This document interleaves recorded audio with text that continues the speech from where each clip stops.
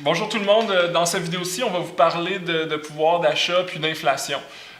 Pour moi, l'inflation, c'est vraiment important pour un investisseur parce que le phénomène d'inflation, c'est que le prix des biens et services augmente. Dans mon livre à moi, c'est le prix des tacos qui augmente chaque année.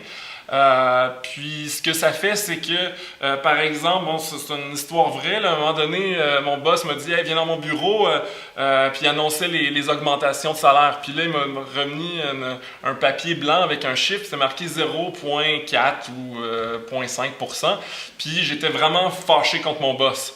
Pourquoi? Parce qu'en général, l'inflation est de plus ou moins 2 %. Puis ce que ça veut dire, c'est que dans l'année qui suit, quand je vais voir ma petite augmentation microscopique de 0,4 %, ben ça va me permettre, tu sais, mettons que je passe de 50 000 à 51 000, ben cet argent-là va me permettre de m'acheter moins de tacos parce que le prix a augmenté plus vite que mon salaire. Donc c'est pour ça que j'étais super fâché. C'est important de garder ça en tête. Puis là, je sais que c'est pas juste les tacos qui augmentent de prix. Fait que Louis, peux-tu nous expliquer c'est quoi ça l'inflation? Oui, qu'est-ce que l'inflation? C'est le niveau des prix des biens et services essentiels qui augmente la plupart du temps. Bon, temporairement, il peut y avoir une saison où l'inflation diminue. Par exemple, le gaz, le pétrole peut diminuer une saison. En général, l'inflation, disons, dans les 10 dernières années, ça a tourné autour de 2-3 % annuellement. Okay. Bon, c'est bon pour l'immobilier parce que la valeur des maisons a tendance à plus augmenter quand il y a beaucoup d'inflation, mais c'est plutôt mauvais quand il y a beaucoup d'inflation pour vos placements. Dernièrement, les 5 dernières années, comme ça, l'inflation était faible, donc c'était bon, c'était très bon pour vos placements.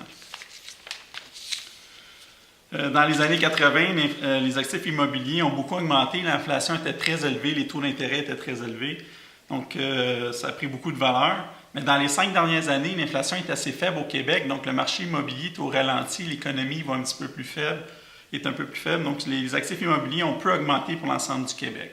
Je vais vous donner un autre exemple. En 1990, lorsque j'allais à la brasserie prendre un spaghetti avec une bière, c'était autour de 2,50 $. C'était pas un restaurant haut de gamme. 2,50 $ pour tout le kit, là? C'est une grosse assiette de spaghetti? Oui, mais c'était pas haut de gamme. OK. Tandis qu'aujourd'hui, un repas similaire, ça coûte pas autour de 8 $, 9 $. Ben ouais, c'est dur à croire, là. J'ai jamais vu un repas aussi peu cher. Puis, tu sais, l'idée, c'est qu'il y a un concept du fait que, tu sais, 2,50 $ en 1990, ça vaut plus aujourd'hui. Puis je pense que l'important de ça, c'est que si, admettons, plutôt qu'investir, puis je sais que tu es un investisseur en bourse, si tu avais pris ce 2,50 $ là, puis tu l'avais mis dans ton matelas, ben aujourd'hui, tu reprends le même 2,50 $, 25 ans plus tard, puis tu peux pas t'acheter ton spaghetti puis ta bière. Là. Tu peux peut-être t'acheter une bière Old Milwaukee ou un truc pas cher, là, mais pas de spaghetti.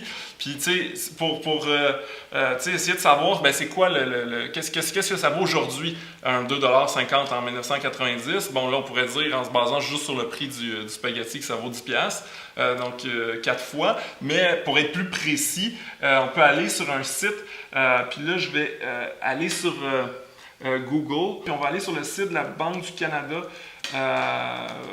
qui a un petit calculateur qui permet de savoir, ben, ça vaudrait combien aujourd'hui, c'est quoi le pouvoir d'achat d'un 2,50 $ en 1990 en 2017. Fait qu'on va aller mettre le prix du spaghetti et de la bière de Louis dans ce petit calculateur-là. Donc 2,50 $, pas en 1914, 1990, en 2017 calculé. Donc, si, justement, plutôt que de mettre ton 2,50 $ dans un matelas, je sais que tu n'as pas fait ça, je sais que tu es un investisseur en bourse, puis tu as fait plus que l'inflation, mais si tu l'avais juste mis dans un compte d'épargne à haut taux d'intérêt qui reproduit l'inflation, ben ton 2,50 $ serait 4,15 $. Ben, merci de nous avoir écoutés.